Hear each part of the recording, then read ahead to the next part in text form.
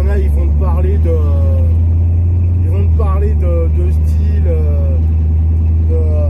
t'achètes une bagnole, c'est aussi pour le regard des autres et tout ça. Bon, ils sont pas complètement tort, mais c'est une infime partie de l'équation. Si t'achètes une vieille bagnole, c'est que tu sais très bien que tu vas mettre les mains dedans, même si ta bagnole est en bon état. Faut savoir que sur les week-ends, ça va, c'est pas trop cher. L'entretien est franchement pas excessif. Sa tête, ouais, c'est vrai que sa tête à max. Là, on est le Camino, par exemple, il est à 17 litres au 100.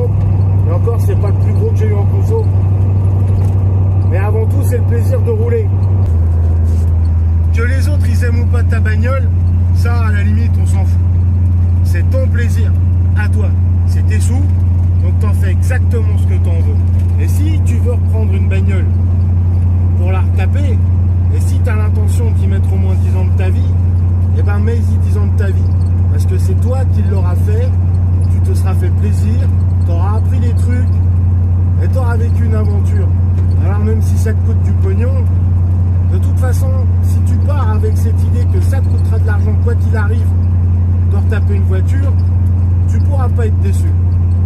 Donc écoute pas les gens pleins de certitudes qui te disent oui, achète une voiture qui roule déjà parce que voilà, au final ça te coûtera le même prix. Il n'a pas complètement tort le monsieur, mais il n'a pas complètement raison non plus.